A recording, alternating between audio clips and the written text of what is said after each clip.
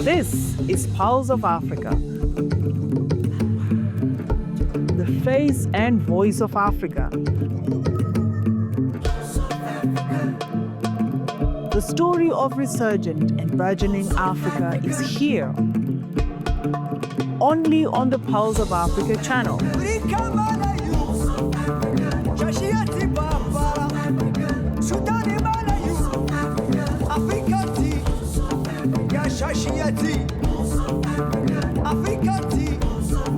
Pulse of Africa, the face and voice of Africa.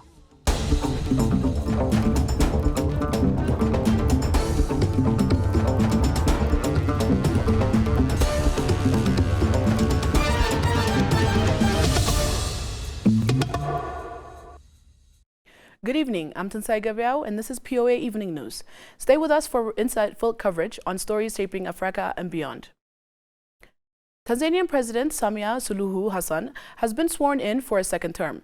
The inauguration ceremony is held at a military parade grounds in the capital, Dodoma. Samia was declared the winner on Saturday with 98% of the vote. Following the re-election of President Samia Suluhu Hassan, tensions have escalated across Tanzania. Numerous leaders and international organizations have voiced their reactions to both the election outcome and the subsequent unrest. How the African Union is following the developments? Well, the chairperson of the African Union Commission, Mohamed Ali Youssef, acknowledged the official results of the presidential election and extended his congratulations to President Samia Suluhu Hassan on her victory. He expressed deep regret over the loss of life during post-election protests and offered heartfelt condolences to the families of the victims. The chairperson emphasized the importance of protecting fundamental rights and freedoms, including the right to peaceful assembly and freedom of expression. He urged Tanzanian authorities to uphold these rights within the bounds of the law and encourage citizens to exercise their freedoms responsibly and peacefully.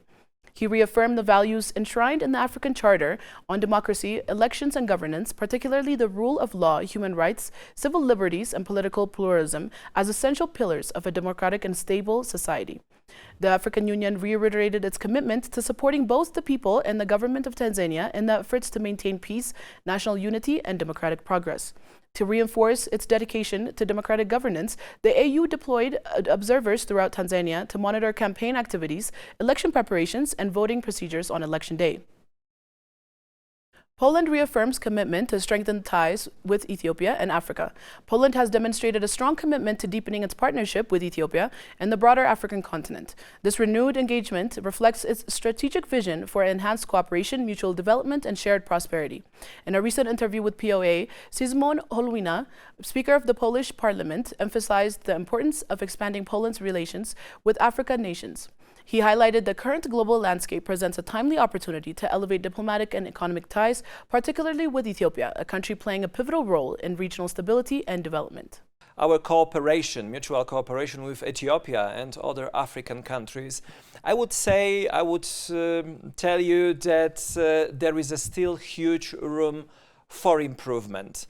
My visit here today as the second rank politician in Poland is a sign that we want to take our mutual relationship with Ethiopia, but not only with Ethiopia, with Africa and African countries to the next level. It's high time. Speaker Hołownia noted that Poland is actively exploring new avenues for collaboration across sectors such as trade, infrastructure, education, and humanitarian support. He underscored the need for a forward-looking approach that fosters innovation and inclusive growth, benefiting both Poland and its African partners. A key point in his remarks was Poland's appreciation for Ethiopia's humanitarian leadership, especially in hosting and supporting refugees who have fled conflict and hardships in neighboring regions. Ethiopia is, without any doubt, one of the countries which contributed to this big, I would say, deed of helping others in need a lot. And Ethiopian people should be cherished and should hear thank you for what they did for these people who had to flee from their countries and found shelter. He praised Ethiopia's generosity and resilience, recognizing its contribution to peace and human dignity. Speaker Holina reaffirmed Poland's long-term commitment to build equitable and mutually beneficial partnerships with Ethiopia and other African nations. He stressed that this collaboration will be grounded in respect, shared values, and a collective ambition to shape more interconnected and prosperous future.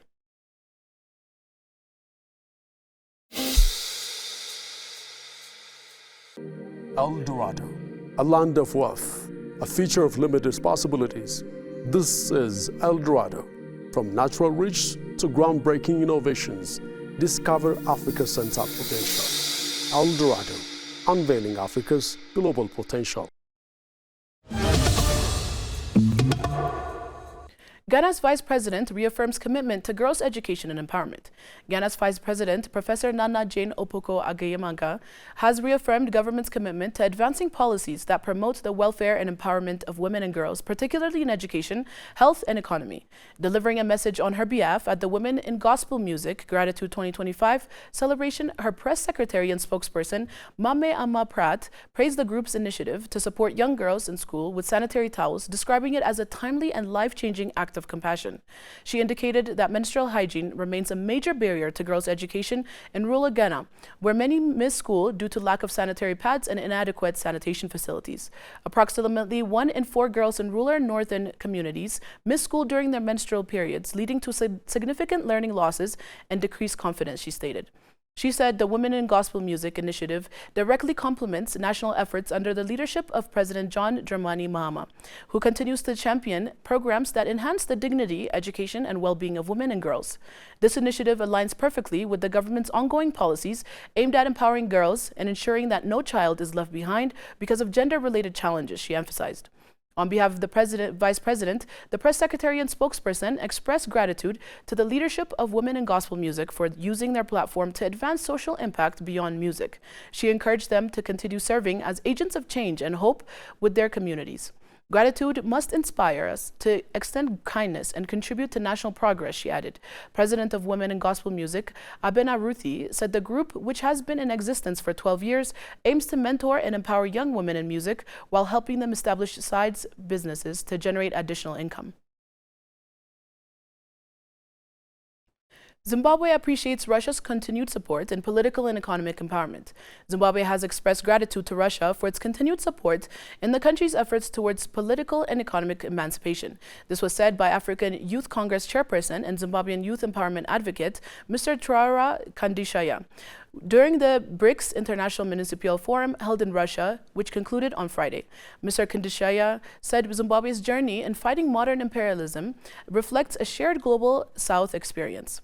The Zimbabwean-Russia partnership has yielded investment in mining, energy, health and agriculture sectors, as well as ushering in defense and security operations.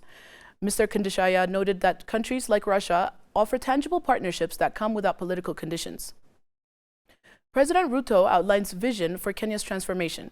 President William Samuel Ruto and leaders from Western Kenya region engaged residents in a candid discussion on the country's development path, reflecting on the administration's achievements over the past 2 years and the way forward.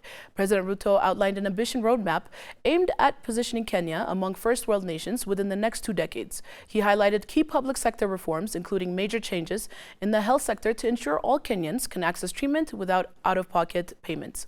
We are building a nation where every Kenyan can access quality health care without financial strain. That is the essence of inclusive development, President Ruto said. The head of state also underscored the economic transformation and policy innovation as central pillars of its government's agenda aimed at attracting investment, creating jobs, and improving livelihoods across the country. Leaders from Western region expressed strong support for the president's vision, particularly the establishment of the Sovereign Wealth Fund and National Infrastructure Fund, which they said would secure Kenya's financial future and accelerate economic growth. This initiative marks a significant policy shift from the debt-financed infrastructure model of the past decade toward an asset-backed and investment-driven strategy. The leaders lauded the close working relationship between the president and the people of Western Kenya, describing it as an opportunity for the region to play a greater role in national progress. With a clear direction now set, we will rally our people, strengthen unity, and move toward 2027 with renewed purpose and confidence, one of the leaders remarked. The event underscored a shared commitment to unity, progress, and the realization of Kenya's long-term development vision, a vision the president says will lift millions into prosperity and position Kenya as a competitive global economy.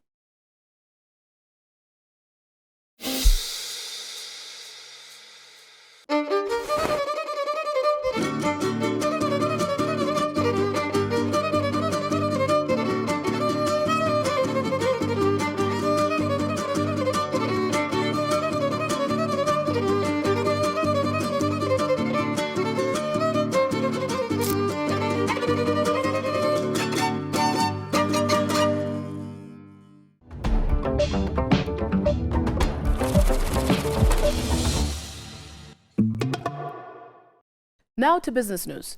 The EU-Ethiopia Investment Forum opens in Paris. The EU-Ethiopia Investment Forum officially opened in Paris, bringing together senior government officials, European investors, and business leaders to deepen economic cooperation and unlock new investment opportunities between Ethiopia and the European Union. Hosted by the movement Des Entreprises de France International in collaboration with the European Commission and other partners, the high-level event convened over 100 representatives from European companies, development finance institutions, and Ethiopian public and private sectors. Ethiopia's Minister of Finance, Ahmed Shide, delivered a keynote address outlining the country's ongoing macroeconomic reforms. These reforms aim to attract private investment, improve fiscal sustainability, and strengthen Ethiopia's integration into the global economy. Ahmed Shide emphasized Ethiopia's commitment to creating a more competitive and transparent business environment. Speakers at the forum commended Ethiopia's progress toward World Trade Organization accession, highlighting it as a key milestone in aligning with global standards. They also praised the country's efforts to enhance public-private dialogue, which is seen as essential for improving the investment climate and drawing high-quality foreign direct investment. The forum spotlighted several priority sectors for investment, including sustainable agribusiness, renewable energy, digital transformation, and infrastructure development. These sectors were identified as critical to Ethiopia's long-term growth and offer sustainable opportunities for European investors seeking to engage in emerging markets. Discussions also emphasized the role of EU's Global Gateway strategy as a framework for mobilizing European investment in support of Ethiopia's economic transformation. The strategy aims to foster sustainable development, connectivity, and inclusive growth across Africa. The forum serves as a strategic platform to reinforce partnerships between Ethiopian institutions and European enterprises, promoting innovation, value addition, and shared prosperity. With a population exceeding 130 million and average GDP growth above 6%, Ethiopia remains one of Africa's most dynamic investment destinations. The Paris Forum also lays the groundwork for the upcoming Africa-EU conference in Kenya in April 2026, reaffirming both regions' commitment to sustainable and inclusive development.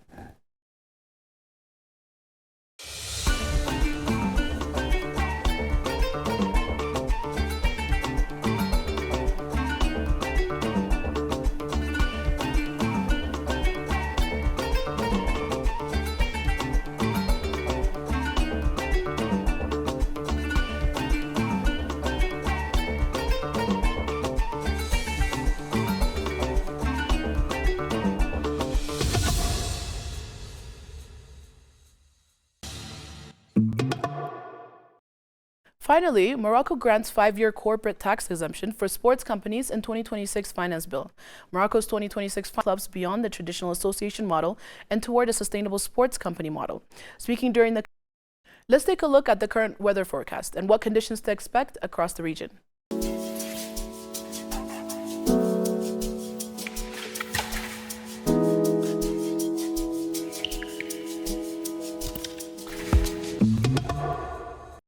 That's all from POA News for the hour. Thank you for joining us and stay tuned for more updates from Africa.